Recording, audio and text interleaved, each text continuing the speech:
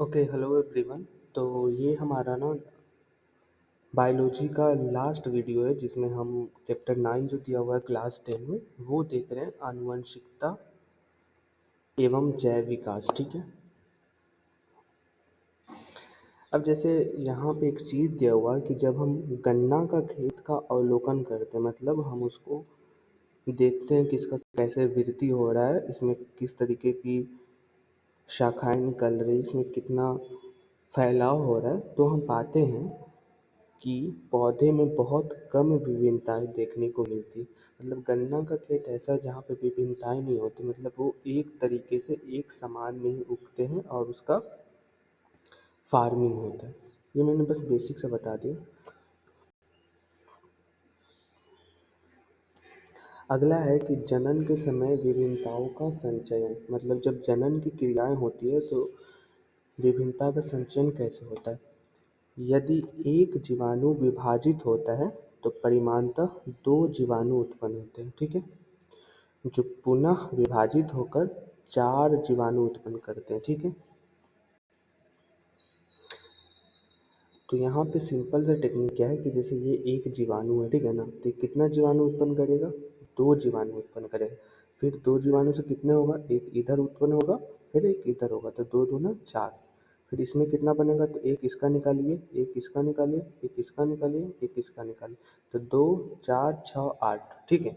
मतलब जैसे जैसे वो बढ़ता जाएगा वैसे उस वो जोड़ा में संख्या जनन क्रिया का बढ़ता चला जाएगा। ठीक है ना, यानी विभाजन उसका बढ़ता हुआ चला जाएगा। तो एग्जाम में पूछा है कि बताइए यदि हम एक जीवाणु को विभाजित करते हैं तो उससे कितने जीवाणु उत्पन्न होते हैं, तो दो होते हैं। दो करते हैं तो चार होता है, चार करते हैं तो आठ, आठ होता है तो 16। ठीक है। यानी एक जोड़ा में जीवाणु उत्पन्न होते हैं। अगला है कि उष्णता यानी गर्मी को सहन करने वाली क्षमता जीवाणुओं को अधिक गर्मी से बचने की संभावना अधिक होती है। मतलब जो टेम्परेचर को सहता है वो ज़्यादा गर्मी को भी सह सकता है, इसलिए अगर वो ज़्यादा गर्मी भी होगी तो भी वो जीवाणु नष्ट नहीं होंगे। ठीक है।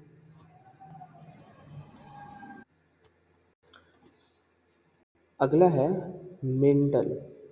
आपको पता है कि मेंडल ने क्या किया था, इन्होंने ही आनुवंशिकता का सिद्धांत को दिया था। ठीक है ना, मतलब जेनेटिक फॉर्मेशन जो होता है, और उन्होंने किसका किया था, तो एक मटर को लेकर रिसर्च किया था और उसी के आधार पर उन्होंने वंशानुगत नियम को दिया था। ठीक है। तो उन्होंने क्या बताया कि माता एवं पिता दोनों ही समान मात्रा में आनुवंशिक पदार्थ को शिशु में स्थानांतरित करते हैं। मतलब माता पिता अगर यौन क्रिया करते हैं, ठीक है ना, तो उस समय वो क्या करते हैं, समान रूप से भागीदार होते हैं किसी को शिशु को जन्म देने में। ये नहीं कि सिर्फ हार हार्मोन से ही बच्चे पैदा होते, नहीं, उसमें जनन क्रिया में माता और पिता दोनों की भूमिका होती है। ठीक है। यानी कि जो लक्षण होगा तो वो माता पिता दोनों का होगा बच्चे में। ठीक है। तो एग्ज़ाम में पूछ सकता है कि बताइए अगर किसी बच्चे के जन्म में किसका डीएनए का लक्षण समान रूप से होता है, तो माता और पिता दोनों का होता है। अब यहाँ पे है ग्रेगर जॉन मेंडल जो वैज्ञानिक थे, तो इनका विज्ञान एवं गणित का अध्ययन इन्होंने कहाँ से किया था, तो वियना यूनिवर्सिटी से किया था। ठीक है। और वह पहले वैज्ञानिक थे जिन्होंने प्रत्येक पीढ़ी के एक-एक पौधे द्वारा प्रदर्शित लक्षणों का रिकॉर्ड रखा। ठीक है। तो एग्ज़ाम में पूछ सकता है कि वो कौन-सा वैज्ञानिक है जिन्होंने पीढ़ी दर पौधों का लक्षण को रिकॉर्ड किया और फिर मतलब अपना वंशानुगत नियम दिया, तो वो अपना जॉन मेंडल। ठीक है। और इन्होंने किस पे किया था, तो मटर के पौधे पर इसका अध्ययन किया था। ठीक।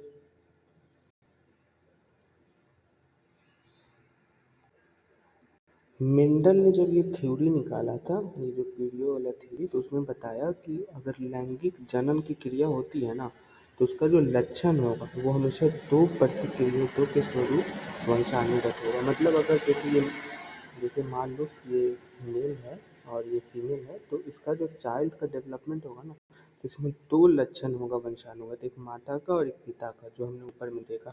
और ये क्या हो सकता है, या तो एक समान हो सकता है, मतलब माता पिता का हूबहू हो सकता है, या डिफरेंट भी हो सकता है, मतलब किसी का थोड़ा गुस्सा आ गया, किसी का थोड़ा नखरा आ गया, किसी का सहनशीलता आ गया, तो इस तरीके से होगा।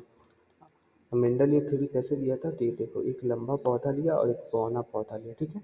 और फिर इसने इसका निष्कर्ष निकाला तो देखा कि सभी लंबे पौधे निकले, तो यानी ये एक समान हुआ। फिर एक लंबा पौधा लिया, एक लंबा पौधा निकला, तो इसमें क्या है उत्पन्न हुआ, दो पौधा लिया तो एक लंबा एक लंबा एक लंबा एक बौना, मतलब एक समान भी हो सकता है और डिफरेंट समान भी उसका लक्षण हो सकता है। अगला यहाँ पे एक चीज़ दिया हुआ कि यदि एंजाइम दक्षता से कार्य करेगा तो हार्मोन पर्याप्त मात्रा में बनेगा तथा पौधे लंबा होगा। तो एग्जाम में पूछ सकता है कि बताइए किसके कारण पौधों में हार्मोन सही रूप से होगा और पौधों की लंबाई बढ़ेगी, तो एंजाइम के कारण। ठीक है,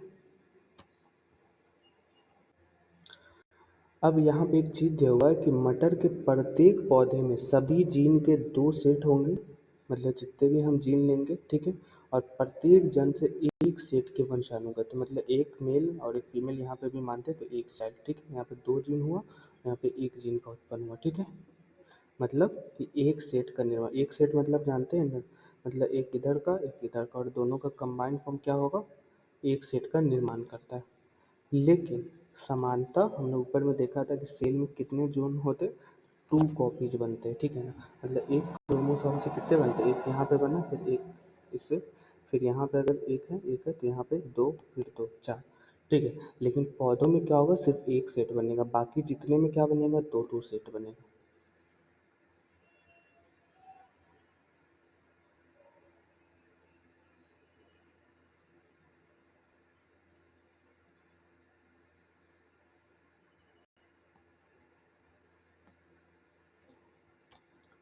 यहाँ पे एक और चीज़ है कि नवजात का लिंग निर्धारण कैसे होता है। ठीक है, तो कुछ प्राणियों में लिंग निर्धारण निषेचित अंडा यानी युग्मक के उष्मायन ताप पर निर्भर करता है, मतलब जो अंडा का निषेचन होता है किसी मादा में या युग्मक में, तो उसका उष्मायन ताप पर निर्भर, मतलब उसका टेम्परेचर कितना है उसके आधार पे होता है। ठीक है ना, और उसके आधार पे हम कहते हैं या तो ये नर है या मादा है। एक और यहाँ पे देखो कि घोंघे जैसे कुछ प्राणी अपना लिंग बदल भी सकते हैं। ठीक है, मतलब हुआ कि ये आनुवांशिक जेनेटिक रूप से नहीं। तो एग्जाम में पूछ सकता है कि बताइए वो कौन सा प्रजाति है जिसका लिंग निर्धारण आनुवंशिक ना होकर समय के अनुकूल होता है, तो वो होगा घोंघा। ठीक है ना, ये ऐसे पूछ सकता है बताइए वो कौन सा जीव है या कौन सा प्राणी है जो अपना लिंग बदल सकता है, तो घोंघा। और आपको पता है कि मानव में लिंग निर्धारण कैसे होता है, तो जेनेटिक आधार पे होता है कि वो लड़का है या लड़की है। अब यहाँ पे देखिए, ये है नर और ये है मादा, तो मादा को हम डबल एक्स मानते हैं और नर को एक्स वाई मानते हैं।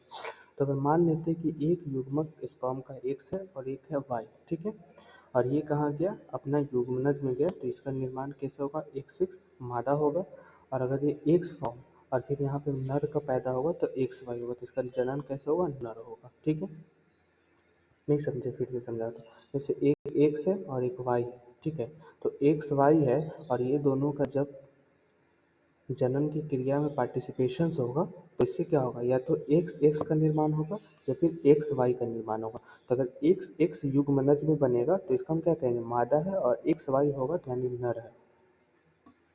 देख रहे हो ना फॉर्मेशन कहाँ हो रहा है, एक्स वाई और लिंग का, तो युग्मनज में हो रहा है। अब अगला है कि मानव में कुल कितने गुणसूत्र यानी क्रोमोसोम पाए जाते हैं, तो 22 जोड़ा, अगर जोड़ा में पूछे तो 22 और ऐसे संख्या पूछे तो 44। ठीक है, दोनों याद रखना है। और इसमें एक माता और पिता दोनों का गुणसूत्र शामिल होता है। ठीक है, और एक चीज़ याद रखिएगा कि यह जो युग्म है, लिंग सूत्र है, यह हमेशा पूर्ण जोड़े में नहीं होगा, मतलब अभी अगर 22 जोड़ा है तो आगे चल के हो सकता है कि इसका चेंजेस भी हो। ठीक है ना, दूसरे फॉर्मेशन दूसरे एनिमल्स में। ठीक है ना,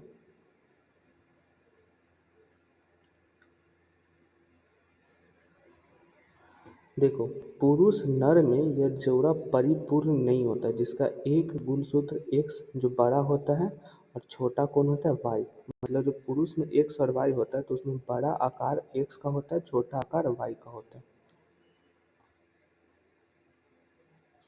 इसलिए हम कहते हैं कि स्त्रियों का एक्स एक्स और पुरुषों का एक्स वाई गुणसूत्र होता है।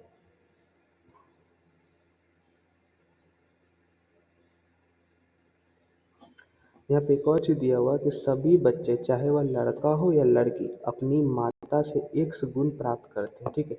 अतः बच्चों का लिंग निर्धारण इस बात पर निर्भर करता है कि वो अपने पिता से किस प्रकार का गुणसूत्र प्राप्त करता है। मतलब अगर कोई बच्चा जन्म लेता है, मान लो चिल्ड्रन है, तो इसमें X होगा ही, ठीक है ना। ये कंफर्म है कि X गुणसूत्र यानी उसके माता का गुणसूत्र होगा ही, चाहे लड़का हो या लड़की। तो पहला तो कंफर्म एग्जाम में पूछ सकते हैं कि बताइए बच्चों के जन्म में कौन सा गुणसूत्र का निर्धारण फिक्स है या तय है, तो वो X है, मतलब उसका माता का गुणसूत्र तो 100% होगा, ठीक है। लेकिन पूछा है कि बताइए किसके गुणसूत्र के आधार पे किसी बच्चे को हम मेल कहते हैं या फीमेल कहते हैं, तो वो उसके फादर के गुणसूत्र यानी Y, ठीक है ना। अगर इसके फादर का गुणसूत्र X होगा तो उसे हम लड़की कहेंगे, अगर फादर का गुणसूत्र Y होगा तो उसे हम लड़का कहेंगे, ठीक है। यहाँ पे दो कॉन्सेप्ट था, पहला था कि X जो है X गुणसूत्र माता का वो तो 100% होगा ही बच्चा में, लेकिन पिता के गुणसूत्र पे निर्भर करेगा कि वो बच्चा लड़का होगा या लड़की होगा। अगर पिता का गुणसूत्र X होगा तो बच्चा लड़की होगी, और अगर पिता का गुणसूत्र Y होगा तो बच्चा लड़का होगा। तो अब आपको समझ में आ गया कि लड़का लड़की का जन्म किस पे निर्भर करता है, तो पिताजी के हार्मोन्स गुणसूत्र पर निर्भर करता है, ना कि माताजी। हम देखते हैं कि गांव समाज में क्या करते हैं, कहते हैं कि ये औरत ही जन्म दे दी है लड़की को या लड़का को, इस तरीके का भेदभाव होता है। लेकिन अब आप ये जान के आप समझ गए हो कि औरत का कोई इसमें दोष नहीं, लड़का लड़की जो प्राकृतिक रूप से आते हैं उसमें पिता के गुणसूत्र पे ही निर्भरता करती है, ठीक है ना। तो सामाजिक रूढ़िवादिता है और कुछ नहीं।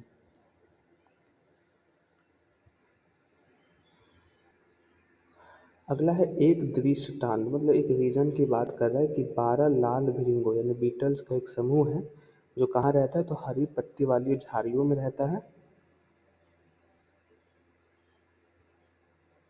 और उनकी समष्टि लिंग प्रजनन द्वारा वृद्धि करती है, मतलब इसका जो पूरा लिंग प्रजनन द्वारा ही इसका भी वृद्धि होता है, ठीक है। कौवे भृंग को खाते हैं और कौवे जितना भृंग खाएंगे उतना कम भृंग जनन के लिए उपलब्ध होगा।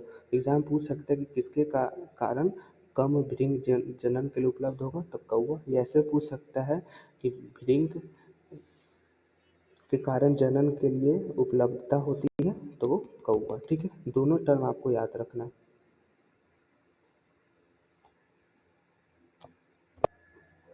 अगला यहाँ पे एक चीज़ दिया हुआ है कि वंशागत लक्षण की पीढ़ियों में आवृत्ति में परिवर्तन है, क्योंकि जीन ही लक्षणों को नियंत्रित करती है। अतः हम कह सकते हैं कि किसी समष्टि में कुछ जीन की आवृत्ति पीढ़ियों में बदलते हैं।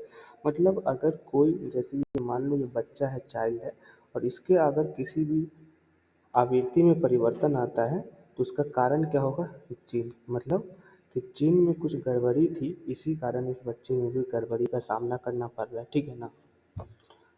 जैसे होता है ना, किसी का आँख में गड़बड़ी, किसी का पैर में कुछ भी, तो उसका कारण क्या है, लंबाई में, मोटाई में, उसका कारण है जीन, ठीक है ना। जिस तरीके का जीन का फॉर्मेशन होगा उसी हिसाब से उसका पीढ़ी तक बदलाव देखने को मिलता है। यहाँ पे एक वैज्ञानिक का नाम दिया हुआ है, चार्ल्स रॉबर्ट डार्विन। इन्होंने प्राकृतिक वर्ण द्वारा जैव विकास के सिद्धांत की परिकल्पना की।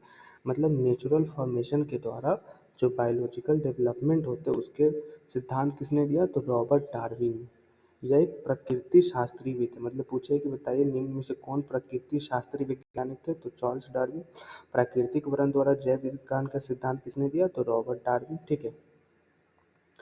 और उन्होंने एक शोध भूमि की उर्वरता बनाने में केंचुओं की भूमिका के विषय में था। तो पूछ सकता है कि बताइए जो भूमि की उर्वरता केंचुओं से संबंधित है, इसके संदर्भ में किसने अपना खोज दिया या किसने अपना अध्ययन किया, तो वो रॉबर्ट डार्विन। आपको पता है कि केंचुओं के कारण ही क्या होता है कि भूमि में उर्वरता बनी रहती है, क्योंकि केंचुआ क्या करते, खोदते खोदते खोदते खोदते जमीन में उर्वरता बना देते। जैसे हम जोतते हैं खेत को, क्यों, तो उसी तरीके जोत भी तो एक तरीके से उर्वरता बनाने के लिए ना जमीन को ऐसे ऐसे किया जाता है, तो केंचुआ भी वही काम करता है। अब यहाँ पे दिया हुआ है कि पृथ्वी पर जीवन की उत्पत्ति कैसे हुई, मतलब अर्थ पे लाइफ की डेवलपमेंट कैसे हुई, तो उसके बारे में। तो डार्विन का सिद्धांत कहता है कि पृथ्वी पर सरल जीवों से जटिल स्वरूप वाले जीवों का विकास हुआ। मतलब अगर कोई सरल जीव है ना, तो उससे जटिल स्वरूपों के जीवों का विकास हुआ। ये कौन कहते हैं? तो डार्विन ने। सीधे पूछा कि बताइए निम्न में से पृथ्वी पर सरल जीवों से जटिल स्वरूप वाले जीवों के विकास के संदर्भ में सिद्धांत किसने दिया था? तो डार्विन ने दिया था। अगला पूछेगा कि मेंडल ने क्या सिद्धांत दिया था? तो उन्होंने बताया कि हमें एक पीढ़ी से दूसरी पीढ़ी में लक्षणों को वंशानुगत कार्यविधि का पता लगता है। तो एग्जाम में पूछेगा कि बताइए निम्न में से किसने एक पीढ़ी से दूसरे पीढ़ी में लक्षणों के वंशानुगति कार्यविधि का पता लगाया? तो मेंडल ने। ठीक है। अगला है जेबियस हॉल्डे। इन्होंने क्या बताया कि जीवों की सर्वप्रथम उत्पत्ति सरल अकार्बनिक अणुओं से हुई। तो एग्जाम में सीधे पूछेगा बताइए निम्न में से किसने सर्वप्रथम उत्पत्ति सरल कार्बनिक अणुओं से जीवों की बताई? तो जेबियस हॉल्डन ने। उसके बाद है स्टेनली एल मिलर तथा हेराल्ड सी यूरे। इन्होंने क्या बताया? तो उन्होंने बताया कि कृत्रिम यानी आर्टिफिशियल रूप से वातावरण का निर्माण किया गया है। ठीक है। तो एग्जाम में सीधे पूछे बताइए who is the following has give the artificial type of the development of environment? तो वो स्टेनली एल मिलर और हेराल्ड सी यूरे। अब यहाँ पे एक चीज दिया हुआ है अभिलक्षण। अभिलक्षण में क्या होता है कि हम किसी के लक्षण के बारे में बताते हैं, मतलब वो किस तरीके से व्यवहार करता है, किस तरीके से एक्टिविटीज करता है। तो जैसे हम पौधों में प्रकाश संश्लेषण के द्वारा पोषण देते हैं पौधों को, तो वो भी क्या एक लक्षण है। वो लक्षण बताता है कि देखो कैसे सूरज की किरणें आती है, किस तरीके से क्लोरोफिल की क्रिया होती है और फिर पौधे या पादप भोजन बनाते हैं, तो वो भी क्या एक लक्षण है उसका। अगला है कि कोशिका सभी जीवों का आधारभूत इकाई है। तो एग्जाम में पूछा होता है कि सभी जीवों का आधारभूत इकाई कौन है? तो कोशिका। जीवाणु कोशिका में केंद्रक नहीं होता है, जबकि बाकियों में होता है। अगला है कि दो स्पेसीज के मध्य जितने अधिक अभिलक्षण समान होंगे उनका संबंध उतना ही निकट होगा। मतलब मान लो कि ये जैसे ये राम है और ये श्याम है, तो इन दोनों के बीच में जितनी समानताएं होंगी, ये क्रिकेट खेलता है हाँ, ये फुटबॉल खेलता है हाँ, तो अगर ये दोनों दोनों गेम खेलेगा तो दोनों की भी समानताएं ज़्यादा होगी और ये दोनों ज़्यादा अपने आप को निकट पाएंगे। लेकिन राम कहेगा नहीं मैं क्रिकेट खेलता हूँ, ये कहने में फुटबॉल खेलता हूँ, तो दोनों में समानताएं नहीं, तो इसका अभिलक्षण अलग हो जाएगा, तो दोनों दूर हो जाएगा। ठीक है।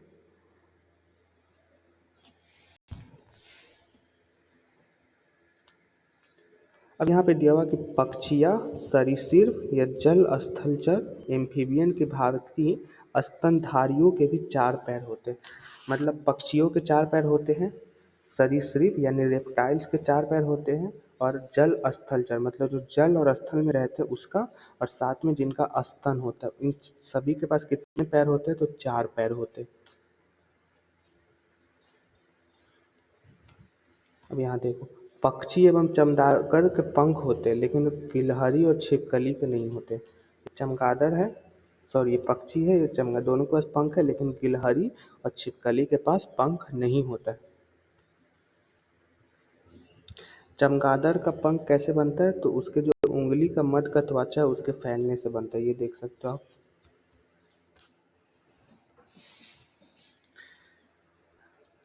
अब यहाँ पे एक बड़ी अच्छी चीज़ दिए हुए कि हम कैसे जान पाते हैं कि विलुप्त स्पीसीज कभी अस्तित्व में थी। मतलब अभी मान लो कि बाघ को हम देख रहे हैं, लेकिन आज से 100 साल बाद हम कैसे जानेंगे अगर बाघ खत्म हो जाता है दुनिया में, कि बिहार के पश्चिम चंपारण में वाल्मीकि नगर में पहले बाघ रहा करता था। हम कैसे आज से 100 साल बाद जानेंगे? तो जीवाश्म के द्वारा यानी फॉसिल फ्यूल्स के द्वारा। ठीक है। तो एग्जाम में पूछा है कि बताइए हम कैसे विलुप्त प्रजातियों के अस्तित्व के बारे में जानते हैं? तो जीवाश्म के माध्यम से।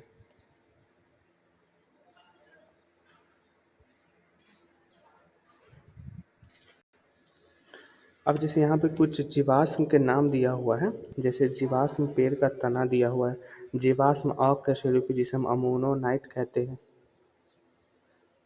ये सब उतना याद करने की जरूरत नहीं। डायनासोर का कपाल जीवाश्म को दिखाया गया है, ये वाला है। ठीक है। इसको हम क्या कहते हैं? राजा सौरस। और ये कहाँ मिला है? तो नर्मदा घाटी में मिला था। तो एग्जाम में पूछ सकता है कि डायनासोर का कपाल जीवाश्म हमें कुछ वर्ष पूर्व कहाँ मिला था? तो नर्मदा घाटी में मिला था। उसका नाम क्या था? राजा सौरस। जीवाश्म मछली जो हमें मिला था उसका नाम क्या होता है? नाइटिया। अब है कि जो हमें जीवाश्म मिला उसका हम समय निर्धारण कैसे करते हैं कि 100 साल पुराना है या 500 साल पुराना है? तो फॉसिल डेटिंग के माध्यम से। तो एग्जाम में क्वेश्चन पूछा है कि बताइए निम्न में से हम जीवाश्म का समय निर्धारण किसके आधार पर करते हैं? तो फॉसिल डेटिंग के माध्यम से।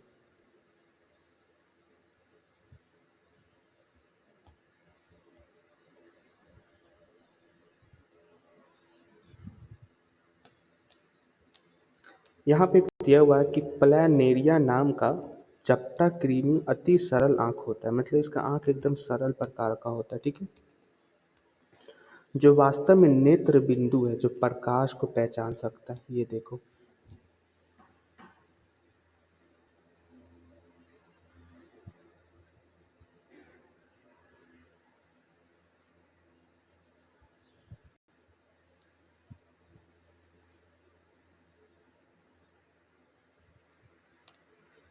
अब यहाँ पे एक चीज़ है कि 2000 वर्ष पूर्व मनुष्य जंगली गोभी को एक खाद्य पौधे के रूप में उगाता था। मतलब आज से 2000 साल पहले ना, जो जंगली गोभी है जो आज हम नहीं खाते हैं वो हमारे लिए फूड था, ठीक है ना। और हम पत्तियों के बीच की दूरी कम करना चाहते थे, इसलिए हमने पत्ता गोभी का विकास किया। तो पत्ता गोभी का विकास का मूल कारण क्या है? तो पत्तियों के बीच को हम दूरी कम कर उसे हम नया संरचना देना चाहते थे। उसी तरीके से ब्रोकली का विकास कैसे हुआ? तो पुष्पों की वृद्धि रोकने के लिए, मतलब फूलों की वृद्धि जो होती थी पेड़ों में, तो उसको रोकने के लिए हमने ब्रोकली का विकास किया, ठीक है। और बंद पुष्पों से किसका निर्माण हुआ? तो फूल गोभी का निर्माण हुआ। केवल चौड़ी पत्तियों को ही पसंद करते थे पहले लोग, इसलिए उन्होंने केल नामक सब्जी का विकास किया। तब इसमें क्वेश्चन कैसे पूछेगा, ये मेन है। तो एग्जाम में पूछेगा, बताइए कि पत्ता गोभी का विकास का मुख्य कारण क्या था? तो पत्तियों के बीच दूरी को कम करना उसका मुख्य कारण था। ये सब अगर नहीं पढ़े रहोगे तो एग्जाम में आएगा भी नहीं। पूछेगा ब्रोकली का विकास कैसे हुआ? तो पुष्पों की वृद्धि रोकने के लिए विकास हुआ। केल नामक सब्जी का विकास कैसे हुआ? तो क्योंकि इसमें चौड़ी पत्तियां लोग पसंद करते थे। पूछ चुका है दोस्त ऐसे क्वेश्चन।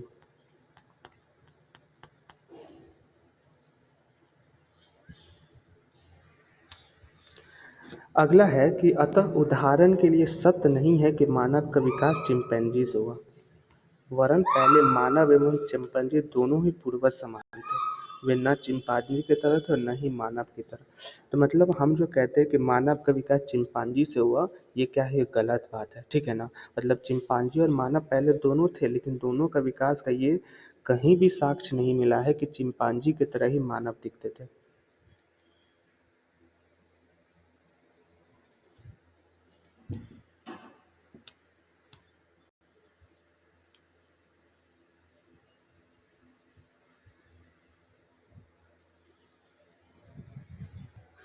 अब देखो कि मानव विकास के अध्ययन के लिए एक तो हमने वो देखा, मतलब जीवाश्म अध्ययन देखा। इसके अलावा उत्खनन, समय निर्धारण, डीएनए अनुक्रमण का निर्धारण और जीवाश्म अध्ययन। मतलब एग्जाम में कैसे घुमाएगा, आपको दे देगा कि बताइए निम्न में से मानव विकास के अध्ययन के लिए कौन कौन सा आवश्यक चीज़ें।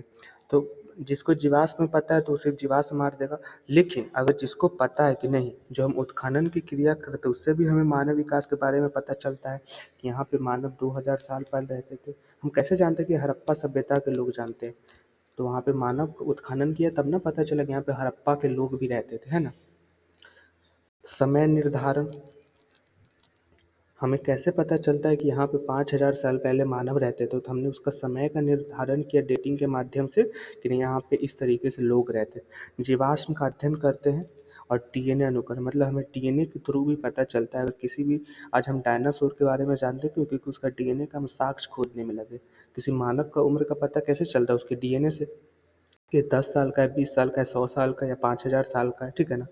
तो ये सारा आपको याद रखना है, ये मोर देन वन ऑप्शन में पूछ सकता है।